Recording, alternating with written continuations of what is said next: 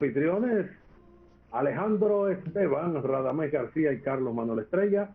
En Puntos y Enfoques, el análisis de la actualidad informativa en perspectiva. Compromiso de ejercer periodismo con responsabilidad. Las noticias, las informaciones en su contexto, las distintas variables, puntos de vista, aristas, como si la viésemos mediante un prisma para provocar que usted en su casa, donde nos sigue, se forje una idea particular, no la que nosotros estemos diciendo, la que usted quiera. Entonces, Radamés, seguimos con este análisis de que el gobierno no quiere o desearía que no haya elecciones. Entonces, sí. ¿Para qué, Radamés? Porque se va a alterar el orden constitucional. El problema es, Carlos, y para el 16 de agosto habría que hacer un acuerdo político para reformar la Constitución. O sea, el yo problema, no creo déjame explicar. Que llegue tan lejos. Vamos a ver. Mira, lo que pasa es que en ese partido se fue creando toda una mentalidad autoritaria, muy repetida sobre todo por el historiador Euclides Gutiérrez Félix, en el sentido de que el poder no se entrega. ¿O tú no lo has escuchado múltiples veces decir eso? Que el poder no se entrega. El danilismo representa el ala más autoritaria del PLDismo. Y evidentemente que ellos, dentro de esa mentalidad de que el poder no se entrega, están creando una serie de dificultades. Es decir, aquí las elecciones no deberían ser un proceso tan traumático como se está presentando. Pero ya aquí hemos hablado en otro programa que esta campaña electoral se está haciendo de forma negativa. Es decir, primero, a base de las dádivas humillantes, ¿verdad? No la propuesta programática. Segundo, estimulando pero el gobierno va a decir que está llevando a cabo sus programas sociales. Por la pandemia. Bien, pero esa es mi opinión. Yo no sé si la tuya, es la del gobierno, pero la mía es, yo creo que ahora lo que debe hacer, un político, yo no estoy, porque tiene derecho a hacerlo. No, pero yo no estoy asumiendo, yo creo que el que tiene valores democráticos, lo que tiene que insistir en su propuesta, no en estas dádivas humillantes que está desarrollando el gobierno, que por cierto, no es cierto tampoco que los que la están recibiendo van a votar automáticamente por el gobierno. Una parte lo harán, pero hay una parte que no lo va a hacer, hay gente que va a tomar. No, porque la oposición está ofreciendo que va a seguir, porque ahí está. No, pero no es un problema.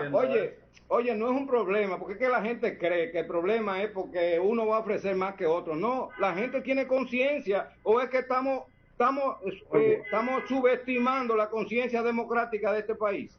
La gente quiere un cambio. En este país la gente quiere un cambio. Hay un ambiente, eso se respira. Lo que hemos vivido aquí en este país en los últimos 50 años, y hemos visto los procesos democráticos, vimos, por ejemplo, el 78, ese ambiente. Aquí hay un ambiente de cambio. La gente te lo dice y te lo repita. Ve por la calle y pregúntale a la gente. Y camina por la calle del Sol, pregúntale a 100 personas a ver cuántas te van a decir que no quieren el cambio de Santiago. Óyeme, Radamés, te voy a abonar tus comentarios porque un televidente me autoriza que lea una opinión que emite. Sí. Es un conocido comunicador. Dice que tiene la percepción que el gobierno ha fomentado la permisividad durante la cuarentena para que se dé la actual situación real de aumento de infectados y fallecidos. Eso es un crimen. Eso es criminal. Eso sería. Si eso se comprueba. Y buscando que no haya elecciones. Concluye. Te está dando la razón a ti. Eso es. No, claro, pero Carlos, el que le da un seguimiento, tú sabes que yo tengo un nivel de información muy alta. Porque como estoy jubilado, y tú lo sabes ya en la universidad, tengo mucho tiempo. Es un señor muy mayor ya. No, que yo estoy todo el día, así, las opiniones ¿cuál es la materia prima para tú hacer un análisis, Carlos? Además de tener un marco conceptual, es tener muchas informaciones, Carlos. Claro. Y sobre todo informaciones fidedignas, no informaciones manipuladas o falsas, ¿verdad? Entonces, es evidente, hay una serie de hechos, Carlos, que te van indicando que el gobierno quiere obstaculizar las elecciones. Como no es el poder ejecutivo. No, pero espérate, Radamés. Eso no podemos negarlo, porque se está poniendo obstáculos desde el principio. Eso está claro. Ok, eso ahí no, estamos de acuerdo en no, esa parte, Carlos. Claro, okay. Es dificultando la cosa. Así como ha arrinconado a la oposición mediante el toque de queda, ha dejado a la Junta. La campaña fue prohibida por el decreto presidencial que declaró el estado de emergencia el 20 de marzo. La campaña está suspendida por el Poder Ejecutivo. Están prohibidas las actividades políticas, dice el decreto original que declaró la emergencia. Porque si nos olvidamos... Pero eso sea... tenía poderes el presidente. Bueno, pero está escrito ahí. Bien. Está escrito. Entonces, sin embargo, la oposición se acogió a eso, la arrinconaron. Pero tuvo que salir. Salió la estrategia del candidato del gobierno. Que empezó a subir. Los primeros días subió 4 o 5 puntos. Y la oposición tuvo que salir y romper el confinamiento. Claro. Oigan, yo tengo un nivel de información muy alta sobre las encuestas, Carlos, y Gonzalo Castillo no avanza, ha retrocedido, y eso lo tiene nervioso. El lunes viene la gala. Lo que tiene nervioso, ustedes saben qué es lo que tiene nervioso al gobierno, el hecho de que no avanza, que más bien ha retrocedido, y que en este momento no sobrepasa el 30%, Gonzalo Castillo, y Luis Abinader siempre está por encima del 50%, está en un escenario de primera vuelta. En países normales, porque incluso la propuesta de Luis Abinader es una propuesta que está prometiendo una transición suave, no está amenazando a nadie. Entonces, ¿verdad? Es más bien muy suave, muy moderada, ¿no? Bastante moderada.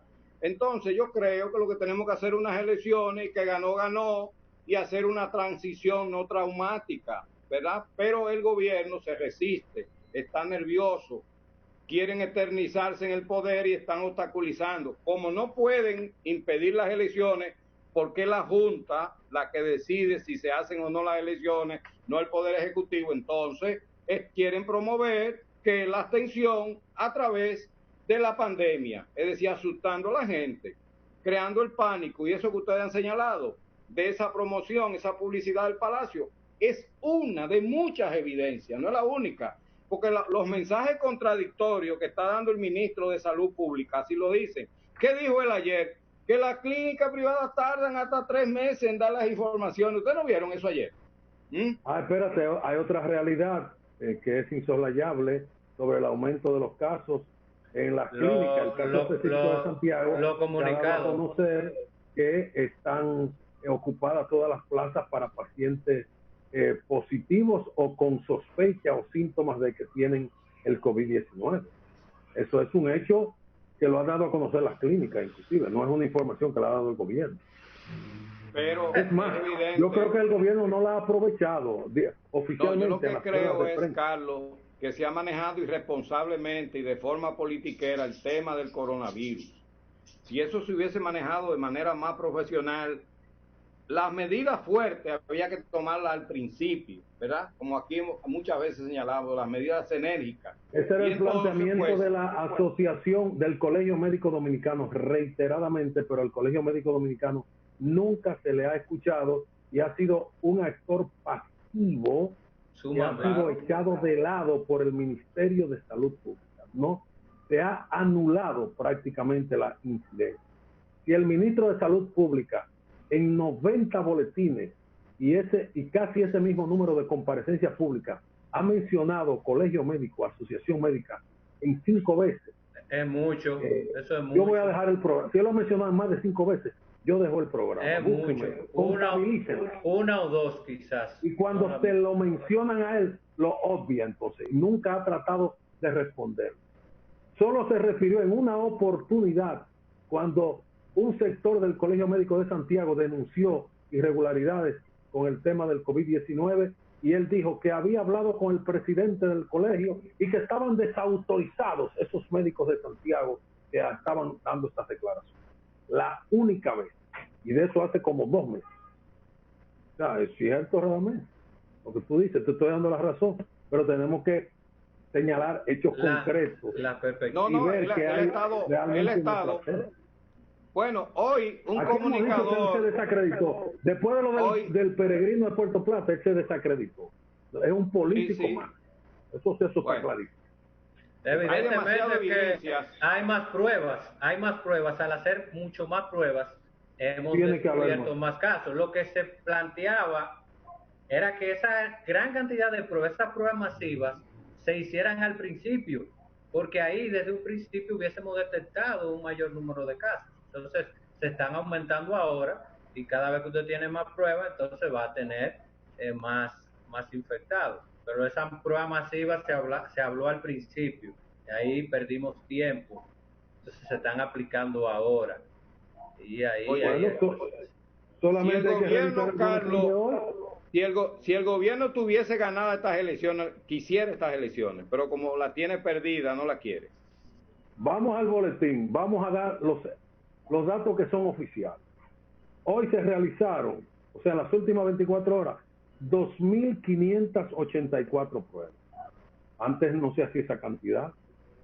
Y si la tasa de positividad es entre 18 y 20%, con ese número de pruebas debe haber por lo menos el número de contagiados debe ser de 500. ¿Cuántos son los casos nuevos? 540. Divídanlo y le va a dar eso. Pero usted dice 540 casos. Oh, pero esto está aumentando terriblemente. 622 los otros días, el mayor número de un día para otro. Pero ¿cuántas pruebas se han hecho? Entonces la variable tasa de positividad está en 19.94 según el propio Ministerio de Salud Pública. O sea, de cada 100 personas que se someten a la prueba del PCR, 19, vamos a redondear, van a dar positivo. Y si tú realizaste 2.584 pruebas, el que te reporten 540 casos nuevos está en la proporción, se mantiene. Pero tú en el término absoluto tú creas una alarma. 540 casos hoy, 622 antes de ayer, 500. O sea que se han incrementado las pruebas para dar la sensación de que hay más infectados. Si hay más pruebas, tiene que haber mayor número de... Eso es lógico, natural, un asunto de lógica. Ahora, la letalidad, el número de muertos, está en 2.58 y se ha mantenido ahí en 2 algo por muchas semanas. O sea, pero un día te reportaron 18 muertos. Ay, pero van acá en 24 horas. No pero al otro día el ministro de Salud te dice y le llama la atención y quiere alar las orejas y ser muy autoritario de que las clínicas, los hospitales no están reportando las estadísticas a tiempo y que duran 3 meses para reportar. Entonces, ¿cómo es que se hace? Y vamos a creer en esos datos. Entonces se suman en un día, se suman para un... hay reportes que son fallecidos de varios días, porque si duran mucho para reportarlo. Entonces, exactamente. No hay una consonancia entre revelar la información y la llegada de la información. Es decir, no es toda la información que tú revelas un día no es la que te llegó para ese día, el día anterior, sino que... Y esas son las palabras del ministro de Salud Pública. Le estamos tomando su propia palabra. Por eso hemos dicho que está desacreditado. Hace tiempo lo dijimos. Y que nosotros no le damos credibilidad. Nosotros lo dijimos desde la segunda semana de abril. O sea, que pasó mayo entero y lo que va de junio. Nosotros cuestionamos ese manejo político del ministro de Salud y lo hemos lamentado porque debería ser el técnico. Y ahora con la entrevista que le dio Alicia Ortega, con las contradicciones, la corrección, el discurso cuando habló el presidente, que el presidente habló de un número altísimo de pruebas que no se correspondía con lo que había dicho el ministro. O sea, ha habido demasiado evidencia. O sea que el hombre está muy errático. El hombre está muy errático. Y es un gran comunicador. Es un sofista de primera. Y sabe responder. Y responde lo que le conviene. Y sabe ignorar la parte de las preguntas de los periodistas que no quiere. Y se queda impertérrito. Así, oye, el hombre no mueve nada y no contestó lo que se le preguntó. Y muchas gracias. Y da su discurso. No el que se le ha preguntado. Eso lo hemos visto cada día. Por eso esta rueda de prensa está cada vez más desacreditada. Y hoy hubo un incidente mayor. Dejaron plantados a los medios de comunicación que son convocados para las 10 de la mañana, pero generalmente comienza a 10:20, 10:30, 10:40, 10:50. No tiene una hora precisa, después de las 10 de la mañana. Y hoy la comparecencia del ministro fue en una estación de radio, en un programa muy popular de la mañana, que se le atribuye ahora mucha cercanía con el gobierno, o muchos negocios con el gobierno, y que dejaron a los medios plantados y dijeron, y le dijeron que no, que esa era la información oficial, era esa.